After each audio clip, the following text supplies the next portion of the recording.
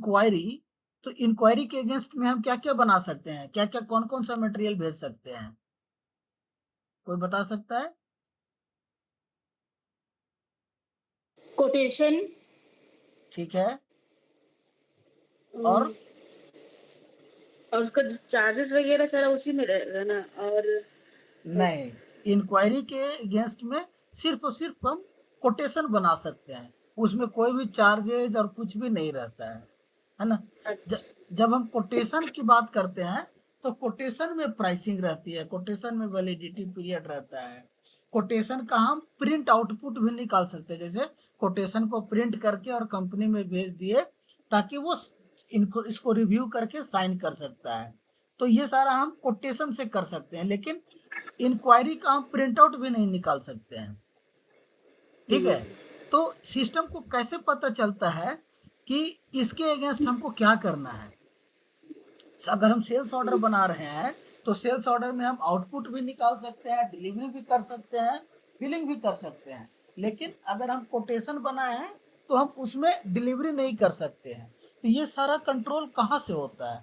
ये सारा कंट्रोल होता है डॉक्यूमेंट कैटेगरी से, या हम बोल सकते हैं ये सब कंट्रोल होता है, एक टी कोड है VOV8। VOV8 क्या कंट्रोल करता है? डॉक्यूमेंट टाइप कंट्रोल है ये। इसमें अगर हम अच्छा, ये डॉक्यूमेंट टाइप कंट्रोल हमको पूरे एसएपी के क्लासेस में क्या होता है, जैसे हम कोई भी इसमें कोडिंग करने नहीं जा रहे हैं, करेक्ट? कोई भी फंक्शनल कंसल्टेंट कोई कोडिंग नहीं करता है, या ना ही तो उसमें क्या है कि हम कुछ भी ज़्यादा सेटिंग करने जा रहे हैं, सिस्टम से सेटिंग करने जा रहे हैं, फिर भी हमको कंपनी क्यों पैसा देगी? कंपनी हमको इसलिए पैसा देगी कि उसके ऐसे ऐसे जितने भी फील्ड हैं, वो सारे फील्ड का एक एक फील्ड का हम लोगों को अंडरस्टैंड करना होगा कि किसका क्या यूज है, इसका क्या रिक्वायरमेंट है, इसका कहाँ पे हमको यूज करना है, सारे फील्ड का ये सब हम लोगों को पता होना चाहिए। यही हम लोगों का जॉब रहेगा एज ए कंसल्टेंट। उसके बाद वो ये नहीं, जैसे इसमें इतने सारे फील्ड है तो उसमें ये कोई भी पूछ सकता है व्हाट इज क्रेडिट ग्रुप, ऐसे भी पूछ सकता है, प्लस ये भी पूछ सकता है कि VOV8 में से स्क्रीन में से कोई फील्ड का नाम बताओ, 5 फील्ड 10 फील्ड का नाम बताओ, तो इसमें से आपको बाय हार्ट याद होना चाहिए इसमें क्या क्या सा फील्ड है। तो ये है हमारा एक्सपेक्टेशन कि हम कैसे याद करना है, क्या पढ़ना है, कैसे करना है। अगर इसमें हम सबसे पहला फील्ड देखें तो सबसे पहला फील्ड है sales document type. Sales document type क्या है? OR। But this sales document type OR is just for the naming. System को इससे कोई मतलब नहीं है, ये सिर्फ नाम के लिए है। जैसे हमारा नाम, इस OR को हम बदल करके WO कर दे, फिर भी सिस्टम इसको सेल्स ऑर्डर ही समझेगा। क्यों? क्योंकि वो कंट्रोल होता है आपको डॉक्यूमेंट कैटेगरी से। डॉक्यूमेंट कैटेगरी अगर C है तो इसका ये मतलब हुआ कि ये सेल्स ऑर्डर है।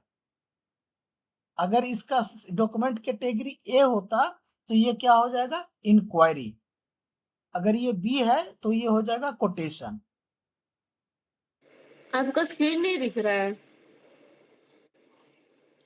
स्क्रीन नहीं दिख रहा है? नहीं।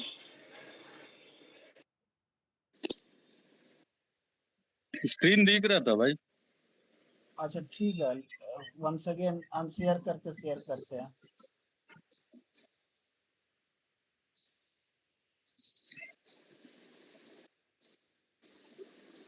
अभी दिख रहा है? हाँ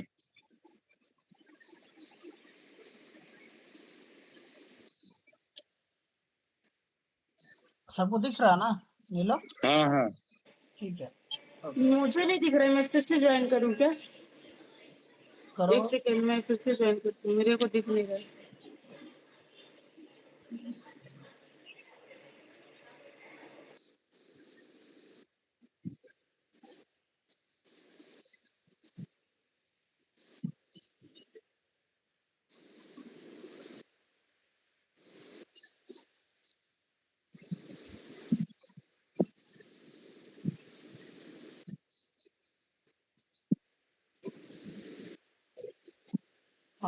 तो मैं क्या बोल रहा था, ये डॉक्यूमेंट कैटेगरी से कंट्रोल होता है कि हम मतलब ये सारे डॉक्यूमेंट कैटेगरी से कंट्रोल होगा कि ये डॉक्यूमेंट टाइप कैसे बिहेव करेगा, है ना।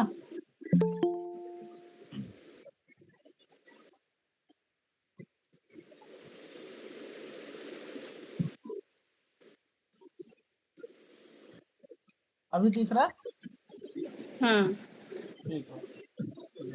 तो हम मैं क्या बोल रहा था कि ये कोई भी सेल्स डॉक्यूमेंट टाइप जो है कैसे बिहेव करेगा, उसका बिहेवियर क्या रहेगा, वो किस पे कंट्रोल होता है, सेल्स डॉक्यूमेंट कैटेगरी पे होता है। एक नेक्स्ट फील्ड है सेल्स डॉक्यूमेंट ब्लॉक। ये क्या करेगा, अगर हम इसको चेक कर देंगे तो we can not further use this document type. ये डॉक्यूमेंट टाइप फर्दर के लिए ब्लॉक हो जाएगा।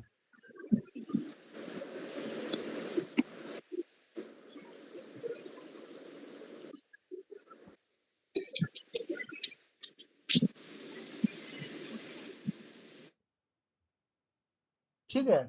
तो ये अगर हम सेल्स डॉक्यूमेंट ब्लॉक यहाँ पे कर दिए, इसका क्या मतलब, ये सेल्स डॉक्यूमेंट टाइप हम फर्दर के लिए यूज नहीं कर पाएंगे। दूसरा होता है इंडिकेटर। इंडिकेटर हम लोग बाद में पढ़ेंगे। इंडिकेटर सिर्फ और सिर्फ यूज होता है इनवॉइस करेक्शन में। जब हमारा इनवॉइस करेक्शन डॉक्यूमेंट टाइप पढ़ते हैं तो उसमें यूज होता है। इस इनवॉइस करेक्शन में क्या होता है, कोई बता सकता है? इनवॉइस करेक्शन में क्या होता है कि जब भी हम sales document type invoice correction बनाते हैं तो हर लाइन आइटम का एक डुप्लीकेट लाइन आइटम होते जाता है। एक लाइन आइटम ग्रेड आउट रहेगा, दूसरा ग्रेड लाइन आइटम इनेबल रहेगा, जिसको आप चेंज कर सकते हो। करेक्ट, हम लोग पढ़े थे। तो हाँ वो हाँ। वो सिस्टम कहाँ से समझता है कि वैसा हमको इंडिकेट करना है, वो होता है इंडिकेटर के थ्रू।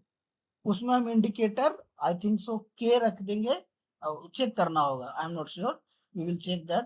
तो सिस्टम समझ जाएगा कि ये इनवॉइस करेक्शन है।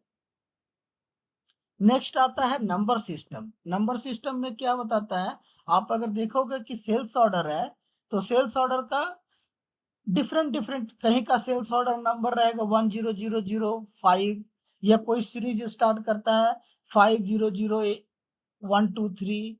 सबका अपना अपना सेल्स ऑर्डर का एक सीरीज होता है। वो सीरीज कहाँ से आता है, वो सीरीज आपको हम यहाँ से डिफाइन कर सकते हैं नंबर रेंज के थ्रू। नंबर रेंज में ये आता है आइटम नंबर इंक्रीमेंट। मतलब जो पहला लाइन आइटम अगर मेरा 10 है तो दूसरा लाइन आइटम क्या होगा, दूसरा लाइन आइटम 10 के बाद 11 होगा, 12 होगा, या 10 के बाद 20 30 40 होगा। वो डिफाइन करता है आइटम नंबर इंक्रीमेंट पे।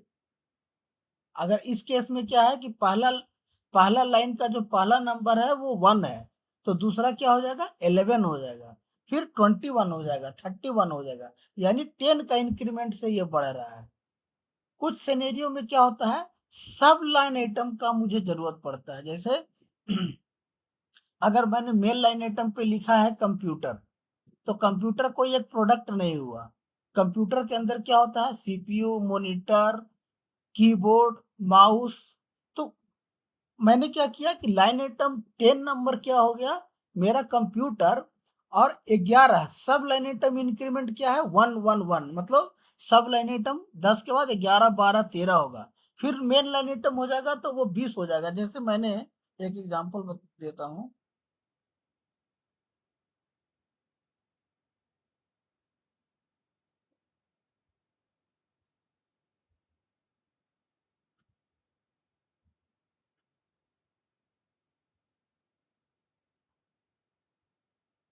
एक मैंने लाइन आइटम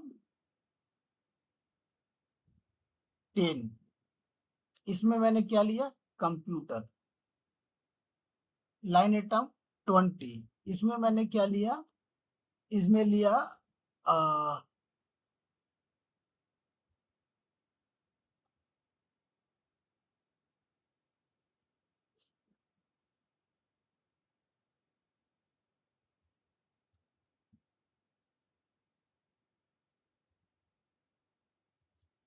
फ्रीज ले लिया। लेकिन कंप्यूटर बोल करके कोई प्रोडक्ट नहीं होता है। तो इसमें क्या हुआ कि हमको कब इसमें क्या क्या चाहिए हमको, इसमें चाहिए मुझे सीपीयू,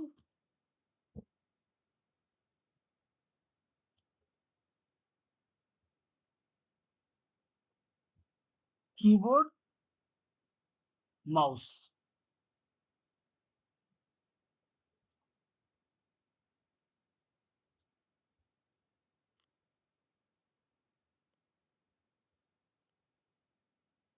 तो ये जो नीचे से देख रहे हो कि 111 बढ़ रहा है, तो ये जो हमारा हो गया सब लाइन आइटम इसको बोलते हैं। ये हो गया हमारा main line item. Main line item कैसे बढ़ रहा है, 10 के बाद 20, 20 के बाद 30। वो कहाँ से इंडिकेट हो रहा है, वो इंडिकेट हो रहा है आइटम नंबर इंक्रीमेंट से। मतलब हर लाइन आइटम कैसे क्रिएट होगा, 10, 20, 30 ऐसे करके क्रिएट होगा। इसके बाद अगर मुझे एक और लेना है टीवी, तो क्या हो जाएगा, ये 30 हो जाएगा। 30 में हो गया टीवी, क्योंकि फ्रीज के अंदर कोई सब लाइन आइटम नहीं है। अगर इसी फ्रीज में अगर सपोज अगर मुझे सब लाइन आइटम लेना रहे, सब लाइन आइटम मैंने क्या लिया, 21 कवर, फ्रीज कवर।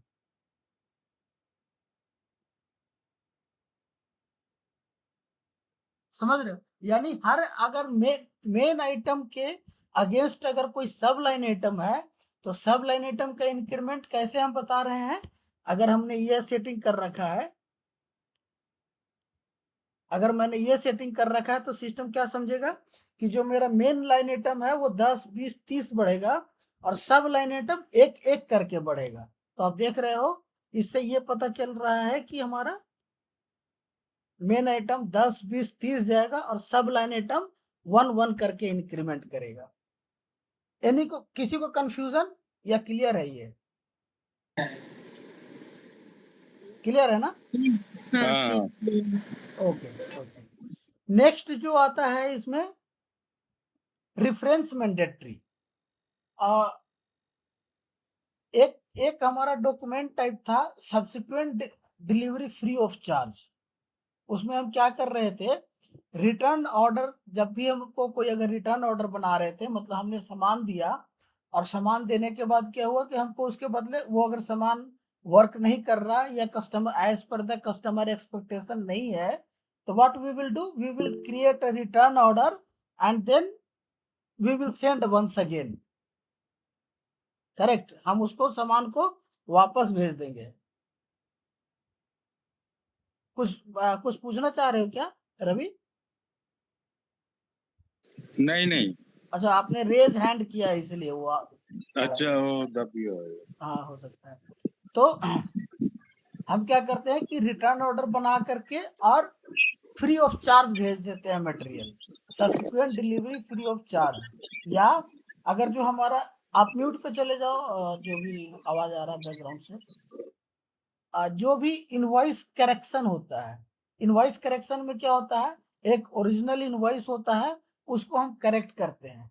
ये दोनों document type subsequent delivery free of charge और इनवॉइस करेक्शन विदाउट रेफरेंस के नहीं बन सकता है। जैसे हमको इनवॉइस अगर करेक्ट करना है, तो हम उसके लिए बताएंगे ना सिस्टम को किस इनवॉइस को हमको करेक्ट करना है। करेक्ट, ऐसे ही तो हम इनवॉइस करेक्ट कर नहीं सकते हैं। तो उस केस में इनवॉइस करेक्शन में क्या करेगा, जब भी हम डॉक्यूमेंट टाइप क्रिएट करने जाएंगे, सिस्टम पूछेगा कि किसके अगेंस्ट में आपको क्रिएट करना है। तो इनवॉइस करेक्शन रिक्वेस्ट और subsequent delivery free of charge, इन दोनों के सिनेरियो में ये रेफरेंस मैंडेटरी टिक रहेगा ऑलवेज। मतलब कहने का क्या है कि जब भी हम रेफरेंस मैंडेटरी कर देंगे, तो वो सिस्टम डायरेक्ट क्रिएट नहीं करने देगा, कोई ना कोई एक रेफरेंस नंबर मांगेगा। नेक्स्ट आता है चेक डिवीजन। चेक डिवीजन और आइटम डिवीजन ये दोनों कोरिलेटेड है एक दूसरे से। डिवीजन क्या होता है कि आप में से किसी ने एसएपी में सेल्स ऑर्डर क्रिएट करके देखा है। नहीं। अच्छा, सेल्स ऑर्डर क्रिएट करते समय हम 2 बार डालते हैं डिवीजन। मतलब सेल्स ऑर्डर में क्या होता है, हम टी कोड डालते हैं। वी सेल्स ऑर्डर क्रिएट करने का टी कोड क्या है, हम लोग पढ़ चुके हैं। सेल्स ऑर्डर क्रिएट करने का टी कोड है VA01, VA11 है इंक्वायरी का, कोटेशन का है VA21 और VA01 है सेल्स ऑर्डर का। तो जब भी हम सेल्स ऑर्डर क्रिएट कर VA01 टी कोड डालेंगे तो वो सबसे पहले जो पूछेगा सेल्स ऑर्गेनाइजेशन, डिस्ट्रीब्यूशन चैनल और डिवीजन, ये तीनों पूछता है। इसके बाद क्या पूछेगा, कस्टमर पूछेगा और मटेरियल पूछेगा। आप में से किसी का माइक ऑन है, आवाज आ रहा है बैकग्राउंड का, ठीक है। तो आप डिवीजन क्या है कि एक हेडर जो पहले पूछ रहा है, VA01 के बाद जो डिवीजन पूछ रहा है, जो भी हम डिवीजन डालेंगे वो हमारा कहलाएगा हेडर डिवीजन। हेडर क्या है, हेडर डेटा क्या होता है,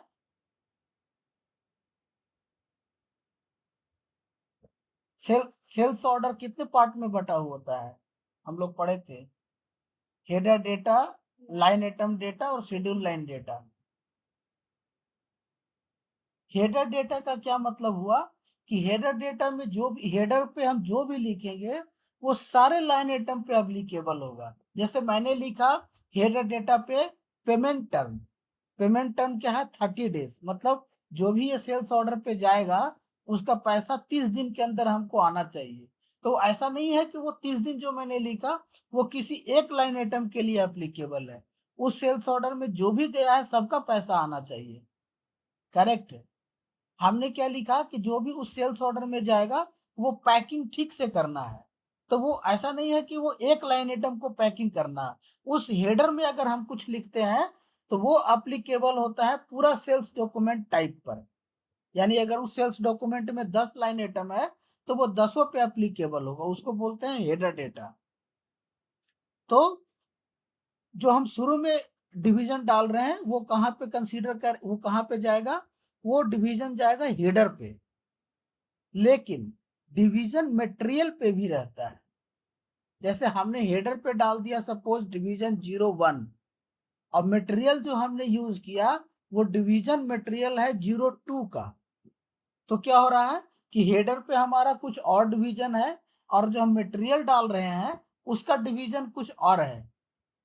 तो ये चेक करना है या नहीं करना है, ये सारा चेक मतलब क्या है, अगर हम बोले तो कि division at the header level and division at the line item level, if it deviate, मतलब ये दोनों डिफरेंट होता है। अगर ये डेविएट होता है तो हाउ सिस्टम विल रिएक्ट, वो हम कंट्रोल कहां से करेंगे, चेक डिवीजन से करेंगे।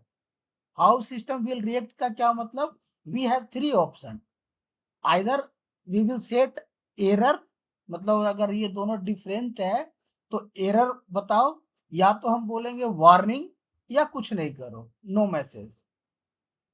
तो वो हम कहां से कंट्रोल कर पाएंगे, चेक डिवीजन से करेंगे।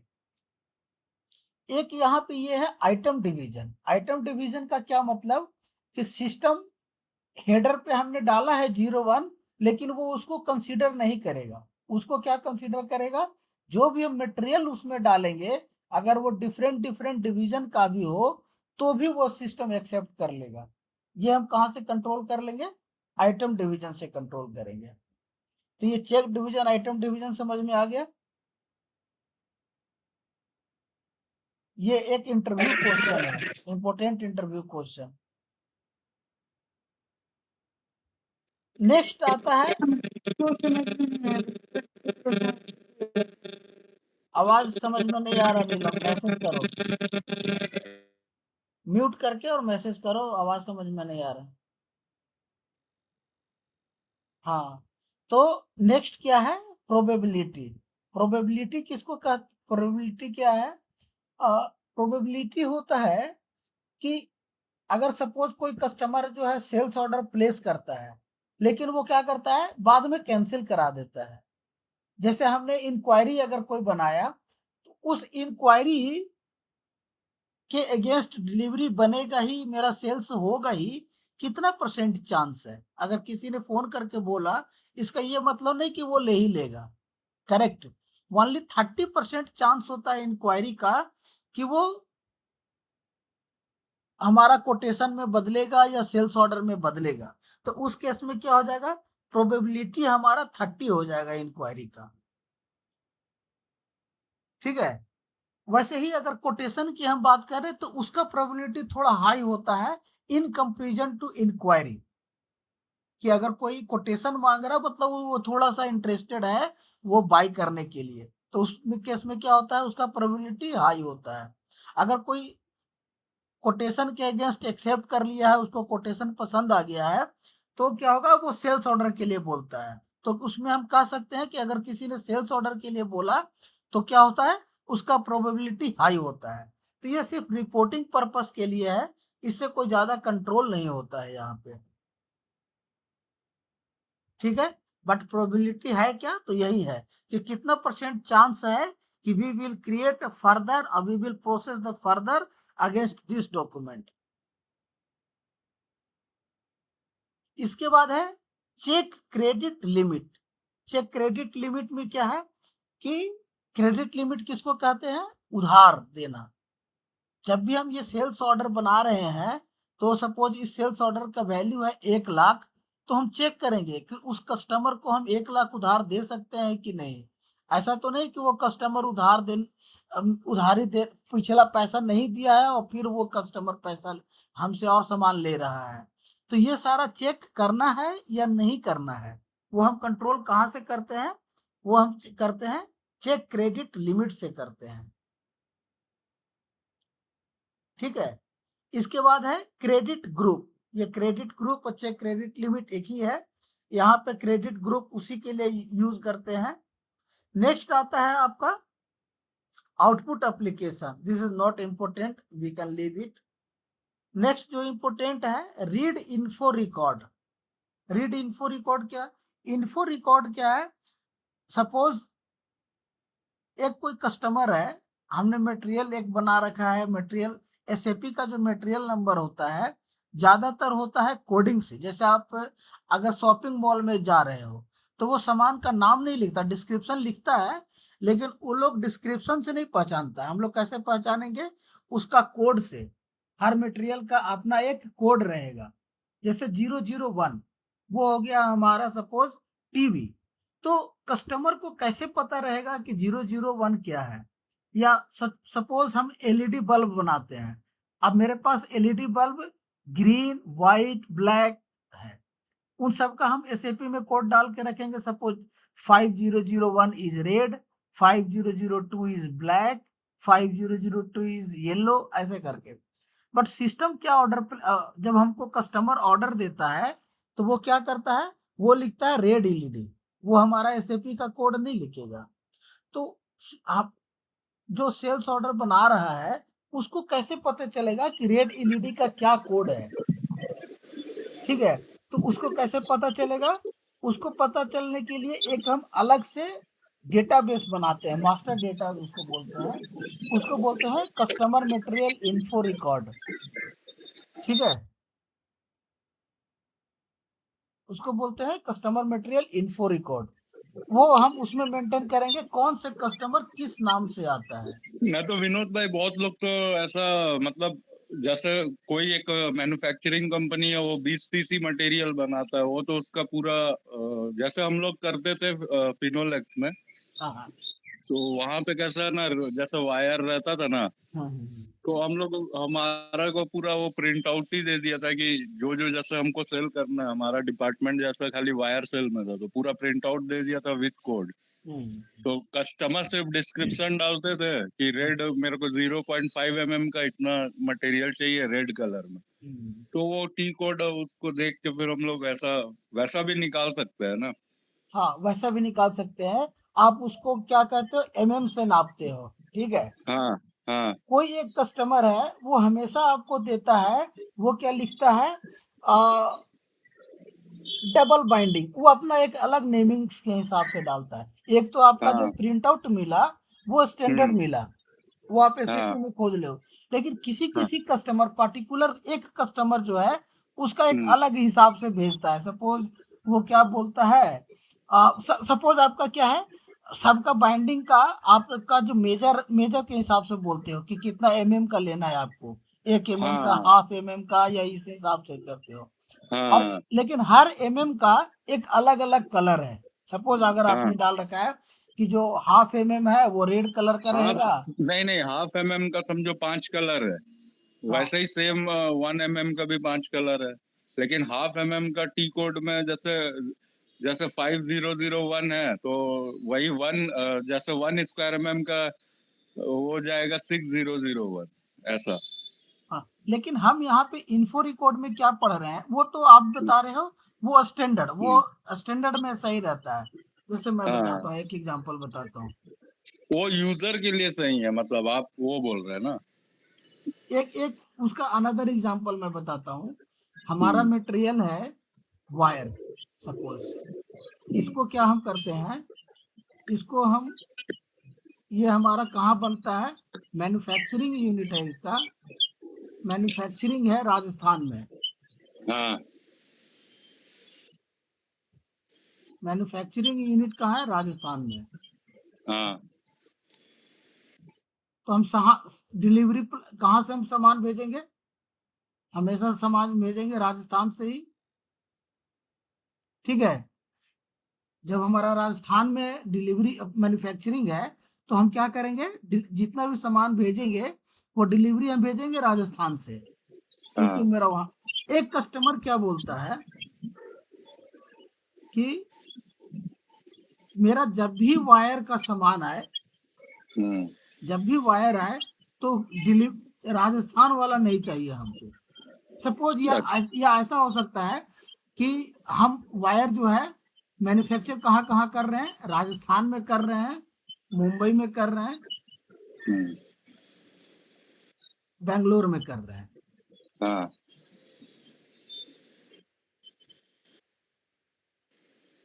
कस्टमर, तो हम डिलीवर किस कस्टमर को कहाँ से देंगे, वो डिपेंड करता है कि अगर ये कस्टमर जो मेरा है, अगर ये कस्टमर हमारा मुंबई का है तो हम क्या करेंगे, इसको सामान हम्म, कहाँ से भेजेंगे, मुंबई से भेजेंगे। हाँ करेक्ट ना, क्योंकि ये मुंबई का कस्टमर है तो हम मुंबई हम्म, वाला प्लांट से भेजेंगे।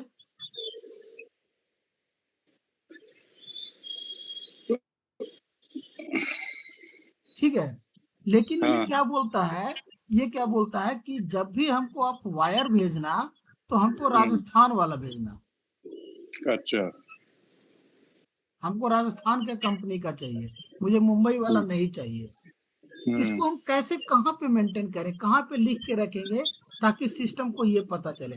अच्छा, इसका ये कहना है कि सिर्फ वायर में है। सपोज हमने और भी क्या बनाते हैं, और भी हम एक कोई चीज बनाते हैं, सपोज टेप बनाते हैं, इलेक्ट्रिक टेप। हाँ तो टेप इसको चाहिए राजस्थान वाला वायर। हम्म, ठीक है, इसको हम्म, टेप चाहिए राजस्थान से ही, लेकिन वायर चाहिए कहाँ वाला, वायर चाहिए हमेशा मुंबई वाला ही। अच्छा तो ये सारा चीज हम कहाँ से, अगर सपोज इस कस्टमर को हमने लिख दिया कि इस कस्टमर को जब भी डिलीवरी हो तो मुंबई से हो, इसका क्या मतलब कि अगर टेप भी जाएगा तो मुंबई से चल जाएगा। हाँ अगर हमने इसको लिख दिया कि इसका जो है हमेशा राजस्थान से हो तो वायर भी हम्म, राजस्थान वाला चला जाएगा। तो हाँ ऐसा कॉम्बिनेशन को बनाने के लिए कि इस कस्टमर, अगर ये कस्टमर इस मटेरियल को खरीद रहा है तो ये कंडीशन लागू हो, तो उसको ये इस तरह का कंडीशन को बनाने के लिए एक हमारा अलग से मास्टर डेटा है, उसको हम क्या बोलते हैं, कस्टमर मटेरियल इन्फो रिकॉर्ड।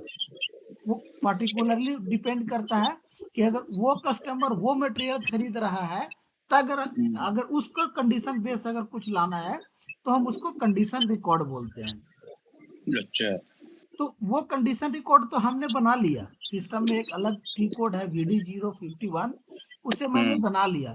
लेकिन सिस्टम को उसको रीड करना है कि नहीं, जब हम ये सेल्स डॉक्यूमेंट टाइप OR बना रहे हैं तो वो हम्म, इन्फो रिकॉर्ड रीड करना है कि नहीं करना है, वो हम यहाँ से कंट्रोल करते हैं, रीड इन्फो रिकॉर्ड से। ओके ठीक है, चेक परचेज ऑर्डर नंबर, इसमें क्या होता है कि सपोज एक परचेज ऑर्डर एक कस्टमर है परचेज ऑर्डर नंबर क्या दिया उसने, परचेज ऑर्डर नंबर 5001 दिया, ठीक है, कब दिया, 29 जून को।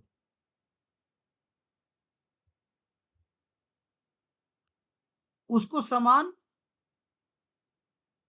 5 जुलाई तक नहीं मिला, ठीक है, 5 जुलाई 2024 को नहीं मिला। वो क्या समझा कि हमने जो ऑर्डर प्लेस किया था वो लगता है मिसप्लेस हो गया है, वो फिर से सेम पीओ भेजता है, सेम पीओ फिर से बोलता है कि आप इसका सामान भेजे नहीं, या इसका सामान मुझे ये सामान चाहिए, सेम पीओ वो फिर से भेज रहा है। तो सपोज इस समय बना, ये जो इस समय जो सेल्स ऑर्डर बनाने वाला था बंदा, सेल्स ऑर्डर बन गया हमारा, सेल्स ऑर्डर हमने बना दिया, सिर्फ क्या किया, डिलीवरी नहीं बनाया। सेल्स ऑर्डर, सेल्स ऑर्डर क्या क्रिएट हो गया, 2001 हमारा सेल्स ऑर्डर क्रिएट हो गया, लेकिन डिलीवरी नहीं हुआ है। तो फिर से वो सेम पीओ भेज रहा है। तो क्या होगा, सपोज यहाँ पे जो ऑर्डर बनाने वाला था ये था रामू, रामू ने ऑर्डर क्रिएट कर दिया। अब इस बार क्या किया उसने, श्याम को दे दिया। तो श्याम भी क्या करेगा, वो फिर से सेल्स ऑर्डर क्रिएट कर देगा, क्योंकि उसको तो पता है नहीं कि उसने पहले भी दिया है, उसने भी बताया नहीं। तो 2005 फिर से इसका सेल्स ऑर्डर बन गया। मतलब क्या हुआ, एक ही पीओ है, वो दो अलग अलग सेल्स ऑर्डर बन गया। हो सकता है कि हम दो अलग अलग डिलीवरी भी कर दें, बाद में वो बोलेगा कि हमने तो आपको खरीदा नहीं, हमने तो सिर्फ एक ही बार माल खरीदा, ये देखो मेरा पीओ नंबर ये है, ठीक है। तो ये सब चेक लगाने के लिए, या सपोज अगर वो नहीं भी डिलीवर हुआ तो एटलीस्ट मेरे सिस्टम में अनवांटेड सेल्स ऑर्डर आ गया जिसको मुझे जरूरत नहीं थी, करेक्ट। तो ये कंट्रोल चेक करने के लिए कि जब भी हम कस्टमर का पीओ नंबर जब डाले तो वो चेक करे सिस्टम कि ऑलरेडी ये पीओ का सेल्स ऑर्डर बना हुआ है कि नहीं बना हुआ है। वो हम कंट्रोल कहाँ से करते हैं, वो हम कंट्रोल करेंगे चेक परचेज ऑर्डर नंबर से। अगर हम इसमें टिक लगा देंगे और जब भी हम सेल्स ऑर्डर बनाएंगे तो सिस्टम हमको पॉपअप करेगा कि ये इस पीओ नंबर के अगेंस्ट ऑलरेडी सेल्स ऑर्डर बना हुआ है। क्लियर है। इंटर पीओ नंबर, अगर इंटर पीओ नंबर हम इसमें चेक लगा देंगे, हाँ कुछ क्वेश्चन है क्या, नहीं, ओके। हाँ, inter PO number, inter PO number अगर हम टिक लगा देंगे तो क्या करेगा, सिस्टम मैंडेटरीली बोलेगा कि आप पीओ नंबर डालो। अगर हम पीओ नंबर, जैसे हम अभी हमारे इन स्टैंडर्ड हमारे पास ऑप्शन है कि हम पीओ नंबर डालना चाहते हैं या नहीं डालना चाहते हैं, लेकिन अगर हम इंटर पीओ नंबर डाल देंगे तो क्या हो, मैंडेटरीली हमको पीओ नंबर डालना पड़ेगा। और इस केस में अगर हम पीओ नंबर नहीं डालते हैं तो सिस्टम जो सेल्स ऑर्डर है, सेल्स ऑर्डर का नंबर ही पीओ नंबर के जगह पे प्लेस कर देगा। नेक्स्ट आता है कमिटमेंट डेट। कमिटमेंट डेट क्या होता है, एक प्रोसेस है हमारा बैक ऑर्डर प्रोसेस और रीशेड्यूलिंग प्रोसेस। जैसे सपोज अगर हमारे पास प्रोडक्ट बहुत ज्यादा नहीं है, हम उतना ही बनाते हैं हर महीने जितना कि यह हमारा हाई डिमांड में प्रोडक्ट है।